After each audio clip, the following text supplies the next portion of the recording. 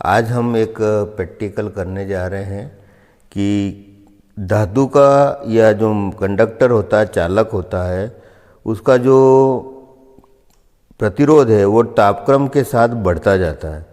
तो इसको हमें सिद्ध करने के लिए हमने एक फिलामेंट लैंप लिया है जो कि 60 वाट का है, और एक हमने वोल्टेज मापने के लिए और रेजिस्टेंस वगैरह कंटिन्यूटी के लिए मल्टीमीटर लिया है।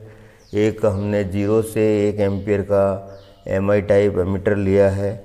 इसके साथ हमने एक वोल्टेज को कम ज़्यादा परिवर्तित करने के लिए फैन रेगुलेटर लिया है।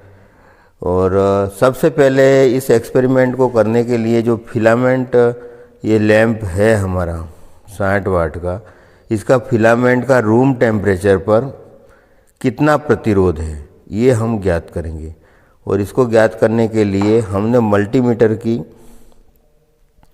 R/1 रेजिस्टेंस स्केल पे इसको लगाया है, और इसके दोनों जो लीड्स हैं बल्ब की उसके ऊपर लगाइए। तो इसका रेजिस्टेंस रूम टेम्परेचर पे हम ज्ञात करेंगे। एक दोनों हाथ हटा लेना, आपका एक तरफ से हाथ हटा लो। तो ये जो रेजिस्टेंस स्केल के ऊपर हम इसको पढ़ रहे हैं तो 50, क्योंकि ये हमेशा ही रेजिस्टेंस की जो स्केल होती है वो अनंत, ओपन में अनंत पे होती है, और जब हम उसको शॉर्ट कर देते तो 0 पे आ जाती है। और जब कोई रीडिंग आती है तो ये 0 से हम उसका पढ़ना शुरू करते हैं। 50 है, 50 के बाद ये 60 और 65 बता रही है। इसको थोड़ा व्यवस्थित टच करिए, दबा करके हाथ हटा लीजिए आपका।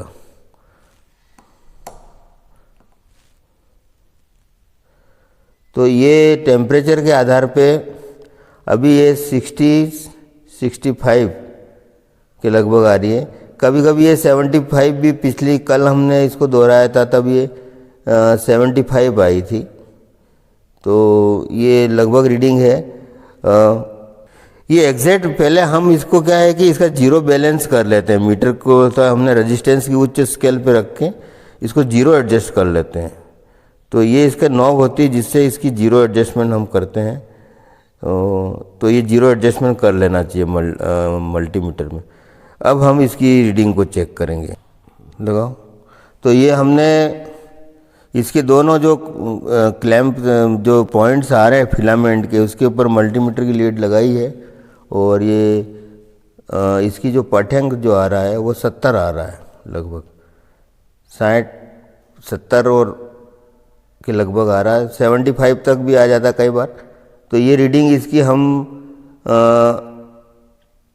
रूम टेम्परेचर मानेंगे, इसको कमरे का तापक्रम मानेंगे। 70 से 75 तक जाता है।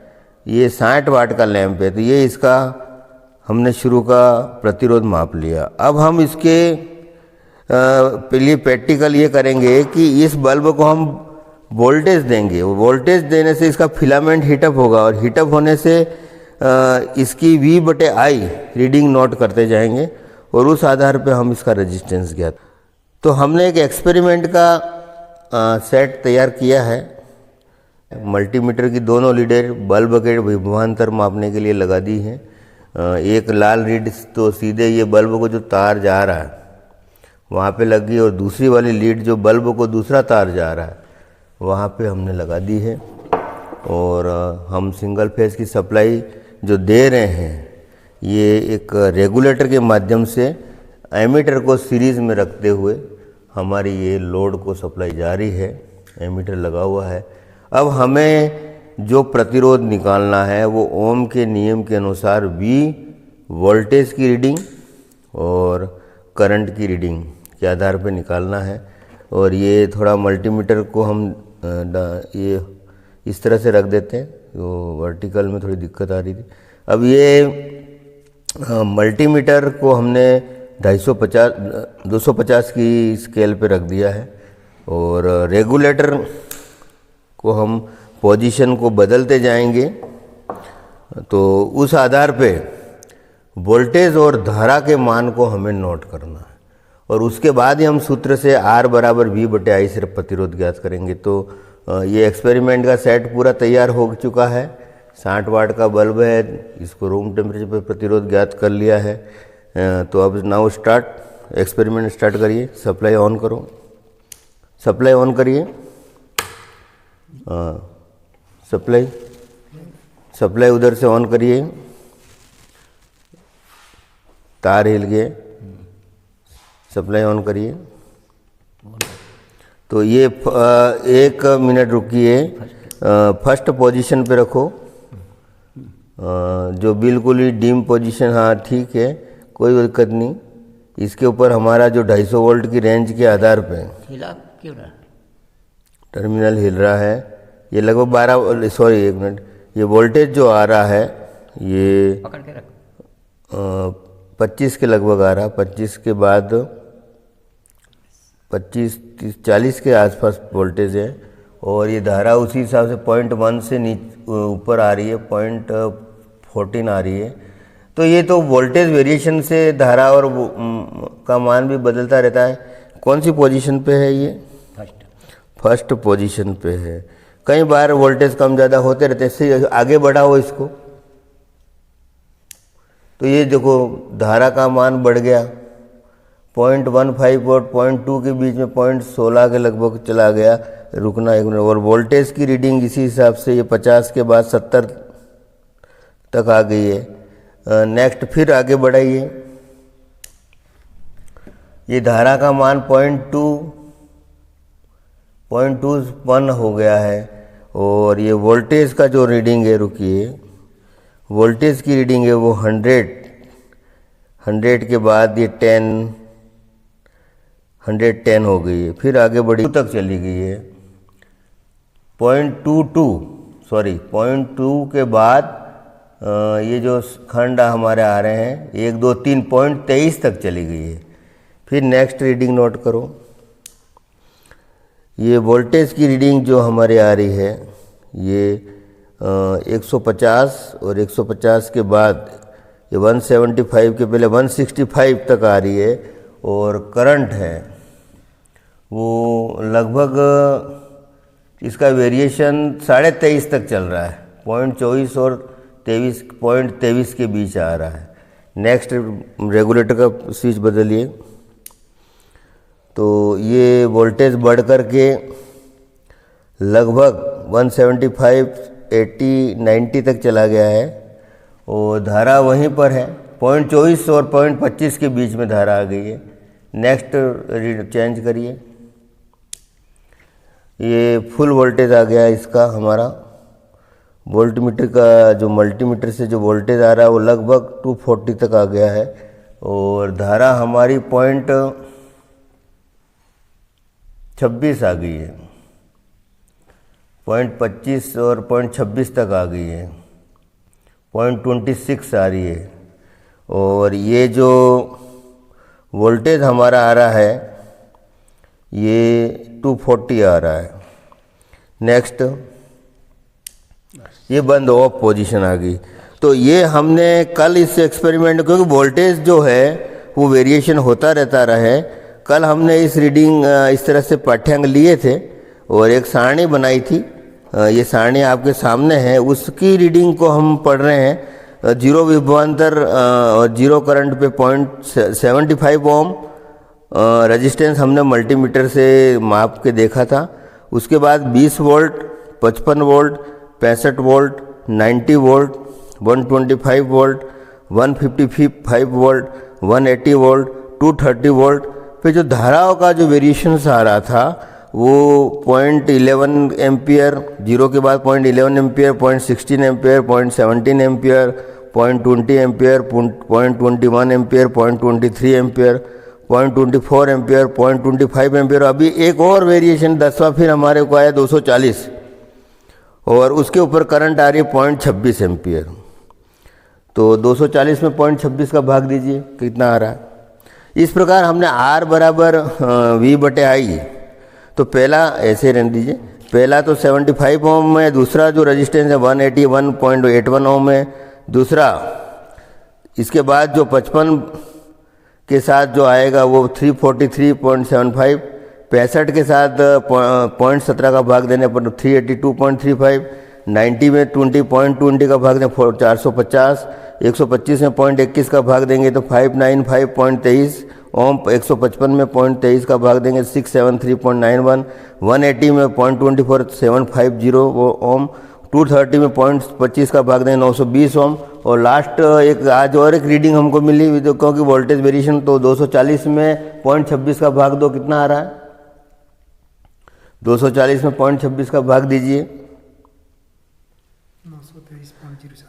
तो 923 पॉइंट, लगभग ज़्यादा वेरिएशन नहीं है, 923 920 को। अब ये आपके सामने एक चीज़ ये है कि प्रतिरोध हम नहीं बदल रहे, वही लैंप है, लैंप वही है, उसको हम बदल नहीं रहे हैं। और उसको जब हम बिल्कुल कोल्ड कंडीशन में था तब हमने इसको जब इसको कोई वोल्टेज नहीं थी यानी रूम टेम्परेचर मानो, उस वक्त तो इसका 70 ओम 75 ओम आ रहा था। और जब हमने इसको वोल्टेज दिए तो उसके अंदर फिलामेंट का टेम्परेचर बढ़ा, और जैसे जैसे टेम्परेचर बढ़ता गया यही जो 75 ओम जो ठंडी अवस्था में था वो बढ़ता बढ़ता 920 ओम तक आ गया।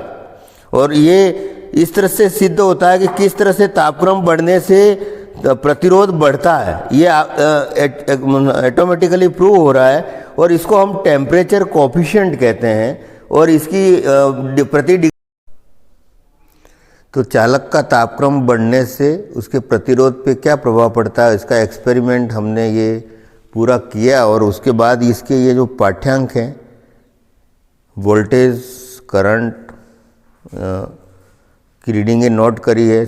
और शुरू में जो बिना किसी वोल्टेज दिए जो प्रतिरोध था रूम टेम्परेचर पे वो 75 ओम हमारा आया, उसको मानते हुए आगे की सारी जितने भी हमने पाठ्यांक सब नोट कर लिए वोल्टेज और करंट के। और उसके बाद जो बल्ब जो टंगस्टन का फिलामेंट है उसको हमने वही 40-60 वाट का ही रखा है, वो कोई बदला नहीं है।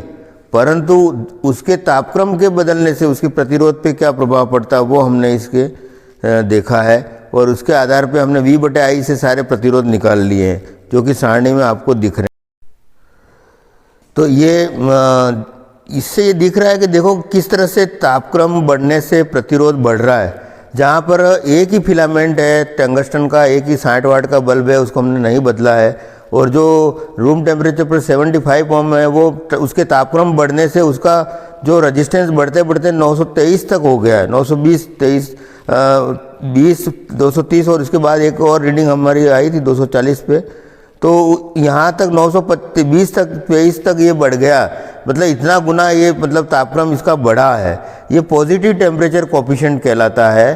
और टंगस्टन का जनरली 0.055 के लगभग होता है। और जो जिनका तापक्रम के बढ़ने से रेजिस्टेंस बढ़ता है उसको पॉजिटिव टेम्परेचर कोफिशिएंट कहते हैं। और इसका फार्मूला होता है चेंज इन प्रतिरोध ऑब्लिक स्टार्टिंग प्रतिरोध इनटू टेम्परेचर। तो इस तरह से प्रति ओम से ओम कट जाए प्रति डिग्री सेल्सियस इसका सूत्र है। और कुछ चालक के अलावा कुछ अर्धचालक होते हैं, इलेक्ट्रोलाइट्स होते हैं, कुचालक भी कई हैं, मतलब ऐसे कुछ होते हैं। उसमें क्या है कि तापक्रम बढ़ने से प्रतिरोध घटता है, तो उस स्थिति में उसको नेगेटिव टेम्परेचर कोफिशिएंट बोलते हैं। तो यहाँ पे हमने ये अध्ययन किया और उसके बाद हमने इस की पैमाना मानते हुए हमने ये ग्राफ खींचा है। ये सर्किट डायग्राम आपका ये दिख रहा है, रेगुलेटर है, उसके श्रेणी में अमीटर लगाया है, फिर एक लैंप के समांतर विभवांतर मापने के लिए वोल्टेज दिया, सिंगल फेज की सप्लाई है।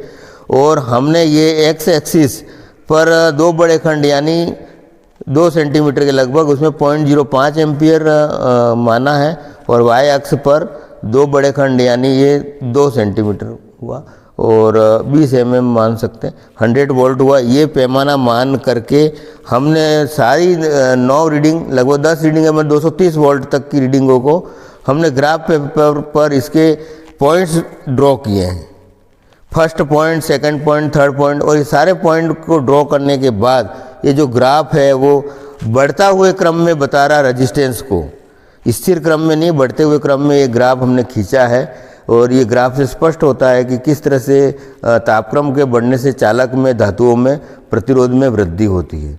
तो ये हमने इसका ग्राफ भी खींचा है और दोनों जगह एक्स एक्सिस वाई एक्सिस पे, एक्स एक्सिस पे हमने करंट को लिया है और वाई एक्सिस पे हमने वोल्टेज को लिया है। करंट टेम्परेचर के रूप में जैसे करंट बढ़ रही है तो उसका फिलामेंट का टेम्परेचर बढ़ रहा है और बढ़ने के साथ ही प्रतिरोध भी बढ़ रहा है। तो ये इसका एक महत्व ये है कि किस तरह से क्लाइमेट के साथ भी प्रतिरोध बढ़ता है। समर के सीज़न में, गर्मियों में ट्रांसमिशन लाइनें होती है और उसमें जो टेम्परेचर जब 40-45 तक चला जाता है तो किस तरह से लाइनों के अंदर वोल्टेज ड्रॉप बढ़ जाते हैं, क्योंकि रेजिस्टेंस बढ़ जाता है और वोल्टेज ड्रॉप बढ़ने से मशीनों की दक्षता भी कम हो जाती है। तो ये टेम्परेचर इफेक्ट का अध्ययन करने से ये हमारी जो जितनी भी ये लाइनें होती है, जो सप्लाई लाइनें होती है, उसमें जो टेम्परेचर के साथ ही रेजिस्टेंस बढ़ता है, लॉसेस बढ़ जाते हैं, हीटिंग इफेक्ट भी होते हैं और फॉल्ट भी आते हैं। तो ये सारी डिज़ाइन और इस तरह से उसमें इस प्रैक्टिकल का बहुत महत्व है। और इसमें प्रैक्टिकल को करने में हमारे साथी अनुदेशक श्री कालूमल जी और ये लड़कों का और सभी का सहयोग रहा और ये प्रैक्टिकल से आपको तापक्रम वृद्धि का क्या प्रभाव पड़ता है उसको समझने में मदद मिलेगी। धन्यवाद।